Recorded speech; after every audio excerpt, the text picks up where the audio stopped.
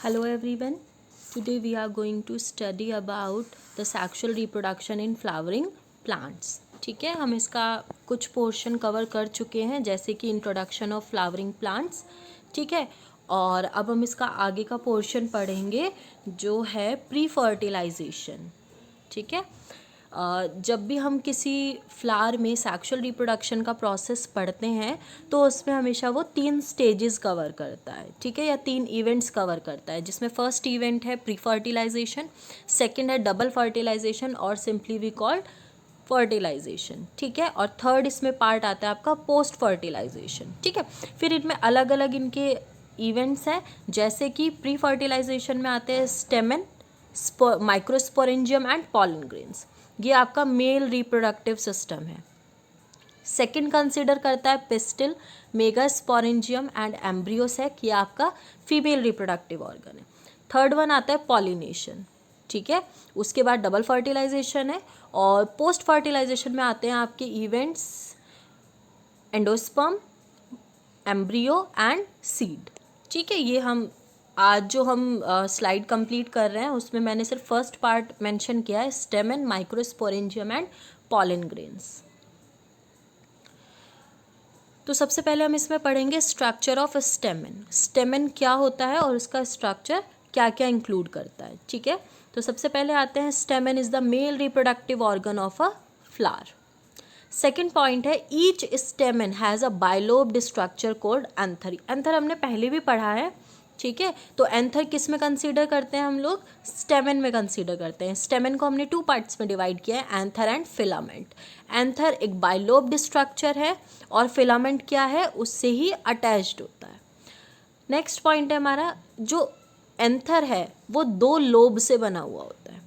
ठीक है, each lobe of anther consist of 2 pollen sac. और ये जो 2 लोब हैं इनमें से जो एक लोब है वो 2 पॉलन सैक्स कवर करता है. ठीक है, तो अगर 2 लोब है हमारे पास तो कितने पॉलन सैक होंगे हमारे पास? 4 पॉलन सैक होंगे जिनको हम क्या बोलते हैं? माइक्रोस्पोरेंजिया बोलते हैं. यही पॉलन सैक क्या करती हैं आगे जाके थाउजेंड्स ऑफ पॉलन ग्रेन्स बनाती हैं. ठीक है, या फिर हम इसको बोल सकते हैं कि वो माइक्रोस्पोर्स बनाती हैं. नेक्स्ट पॉइंट है ईच पॉलन ग्रेन और जर्मिनेशन. जब यही पॉलन ग्रेन जर्मिनेट होती है तो ये 2 मेल गैमीट बनाती है. मतलब एक पॉलन ग्रेन कितने मेल गैमीट बनाएगी? 2 मेल गैमीट बनाएगी.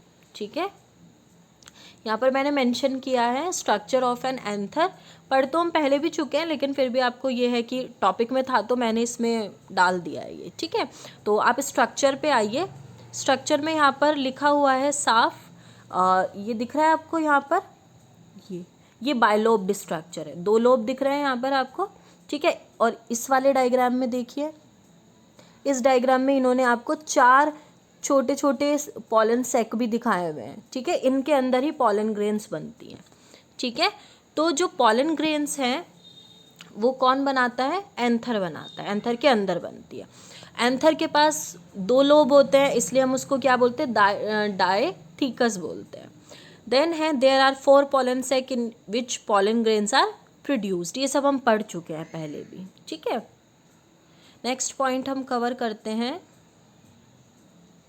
Structure of N microsporangium. अब पॉलन सैक तो हमने अभी पढ़ ली कि 4 होती हैं. अब हम उनका स्ट्रक्चर पढ़ेंगे कि कैसे कैसे वो दिखते हैं. ठीक है, अब आप आइए फर्स्ट जो ए स्ट्रक्चर है आपका उस पर आइए. उसमें देखिए इसमें जो हमारा पॉलन सैक है उसमें 4 लेयर्स होती हैं. ठीक है, 4 लेयर्स पे अब आप देखिए आउटर मोस्ट लेयर है एपिडर्मिस, उसके बाद आती है एंडोथीशियम, एंडोथीशियम के बाद है आपका मिडल लेयर और उसके बाद आता है आपका टेपिटम.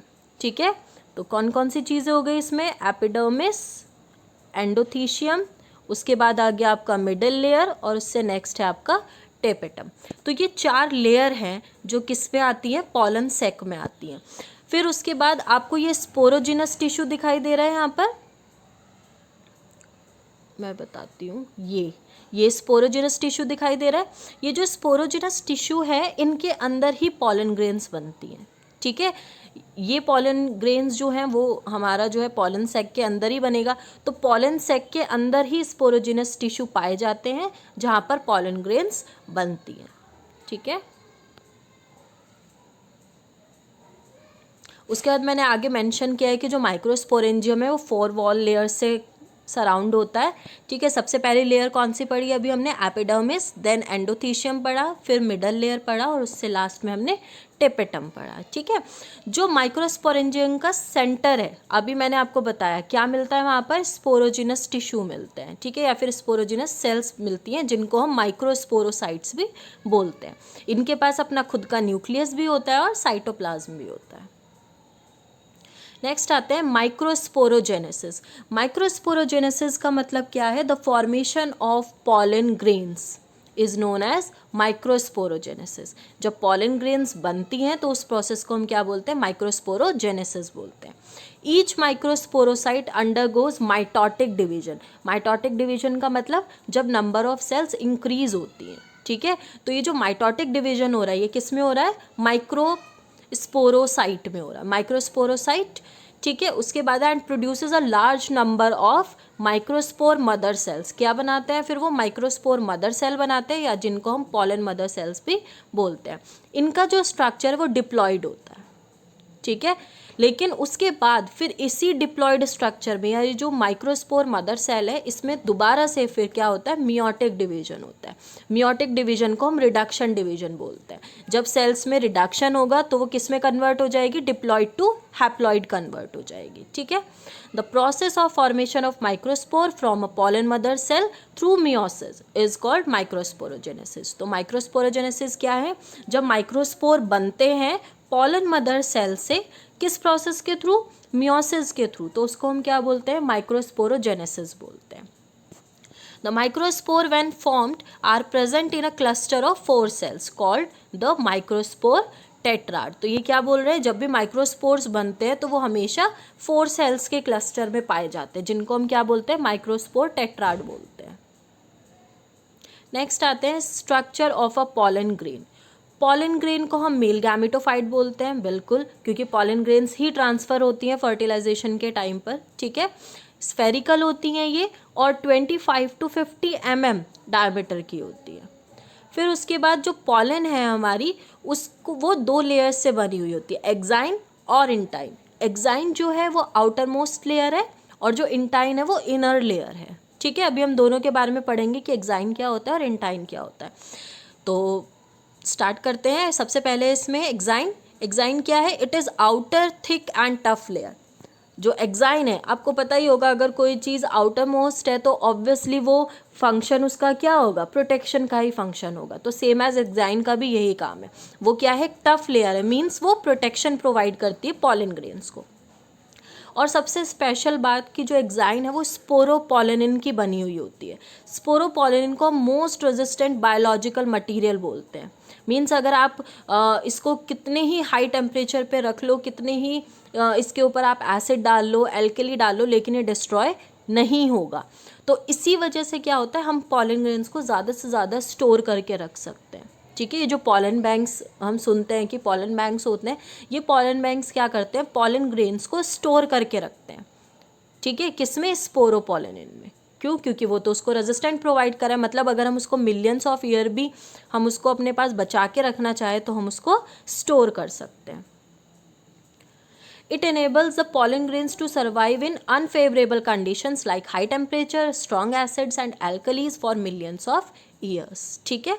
देन आते हैं इंटाइन पर। इंटाइन क्या है, इनर लेयर है और थिन होती है बहुत और स्मूथ लेयर है, ठीक है।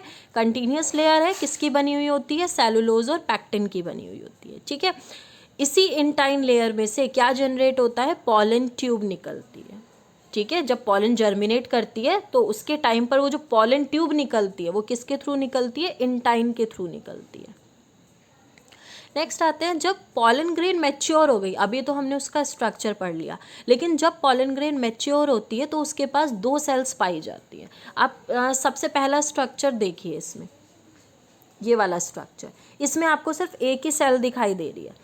आउटर मोस्ट लेयर इसमें आपको दिख रही है, एक्साइन है, फिर आपको इनर मोस्ट लेयर दिख रही है इसमें इंटाइन, और इसके सेंटर में देखिए यहाँ पर आपको न्यूक्लियस दिख रहा है। ये आपकी सिंपल एक पॉलन ग्रेन है, ठीक है। लेकिन जब ये मैच्योर होगी, मतलब जब वो इस फॉर्म में आएगी, ठीक है, तो उसके बाद ये किस में कन्वर्ट हो रही है, इसमें धीरे धीरे धीरे धीरे क्या बनता है, 2 सेल में ये कन्वर्ट हो जाते हैं, जो हमें यहाँ पर आउटर मोस्ट जो हमारा लास्ट में जो डायग्राम है उसमें विजिबल हो रहा है। ठीक है, तो ये वाला जो डायग्राम है ये हमारा एक मैच्योर पॉलन ग्रेन का डायग्राम है। इसमें आप ऊपर वाला पोर्शन देखिए वो वेजिटेटिव सेल का है, और जो नीचे वाला स्मॉलर पोर्शन है वो जनरेटिव सेल का। ये जनरेटिव सेल है, ये वेजिटेटिव सेल है। ठीक है, तो अब इनके बारे में पढ़ते हैं। वेजिटेटिव सेल क्या है, बिगर है, आपको देख के भी पता लग रहा है कि वो बिगर है साइज में।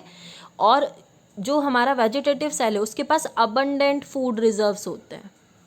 ठीक है, न्यूक्लियस भी प्रेजेंट है उसमें, लेकिन इरेगुलर शेप का है। देन जनरेटिव सेल है, जनरेटिव सेल जो है हमारी वो स्मॉल होती है साइज में, दिख ही रहा होगा आपको डायग्राम में। और इसमें क्या है, it floats in the cytoplasm of the vegetative cell. और ये जनरेटिव सेल कहाँ पाई जाती है, वेजिटेटिव सेल के साइटोप्लाज्म के अंदर पाई जाती है। ठीक है,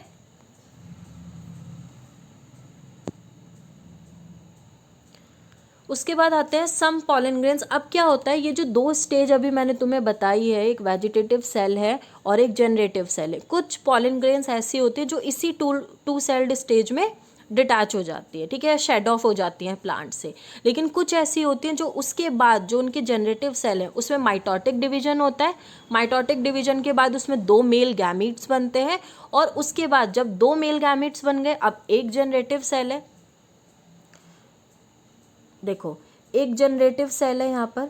ठीक है, एक से वो किस में कन्वर्ट हुए, 2 सेल में, 1 और 2 पार्ट्स में डिवाइड हो गया। ठीक है, और दूसरी हमारे पास कौन सी सेल है यहाँ पर, वेजिटेटिव सेल, और ये है। तो एक ये सेल, एक ये सेल एंड ये 3-1। ठीक है, तो ये तीनों सेल मिलके क्या बनाती हैं, 3 सेल्ड स्टेज बनाती हैं। अच्छा, यहाँ पे थोड़ा सा मिस्टेक हो गया, ये 3 सेल्ड स्टेज है यहाँ पर, इसको 3 कर लेना। ठीक है, ये 3 सेल्ड स्टेज है। उसके बाद आते हैं यहाँ पर कुछ मैंने पॉइंट्स लिए हैं पॉलन ग्रेन्स के लिए। पॉलन ग्रेन्स को हम स्टोर करते हैं लिक्विड नाइट्रोजन में। ठीक है, अगर हम उसको -196 डिग्री सेंटीग्रेड में स्टोर करते हैं लिक्विड नाइट्रोजन को, तो वो बहुत सालों तक हम उसको प्रिजर्व करके रख सकते हैं। फिर जो पॉलन ग्रेन्स हैं वो न्यूट्रिएंट्स में भी रिच होती है, इसीलिए जो बाहर के देश हैं या जो फॉरेन कंट्रीज़ हैं वो उनको एज अ सप्लीमेंट यूज़ करती हैं। ठीक है, फूड सप्लीमेंट की तरह यूज़ करती हैं। और किस फॉर्म में लेते हैं इनको, पॉलन टैबलेट्स की फॉर्म में लेते हैं। ठीक है, a large number of pollen products such as tablets and syrups are available in the market. तो बहुत सारे पॉलन के टैबलेट्स भी हैं, सिरप्स भी हैं जो मार्केट्स में अवेलेबल होते हैं। इंडिया में हम लोग ज़्यादा कंज्यूम नहीं करते हैं, लेकिन हाँ फॉरेन कंट्रीज़ में इनका बहुत ज़्यादा यूज़ किया जाता है। They are being used as in the, हाँ इसको, ये वाला जो पोर्शन है इसका लास्ट वाला,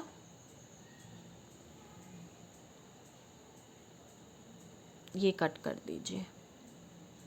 ठीक है, ये पॉइंट मैं आपको बता चुकी हूँ फूड सप्लीमेंट्स वाला। उसके बाद है pollen grains and their viability. जो पॉलन ग्रेन्स है उनको हम फॉर मंथ्स भी स्टोर कर सकते हैं या ईयर्स भी स्टोर कर सकते हैं, और एज अ फॉसिल भी हम उसको स्टोर कर सकते हैं। Okay, thank you.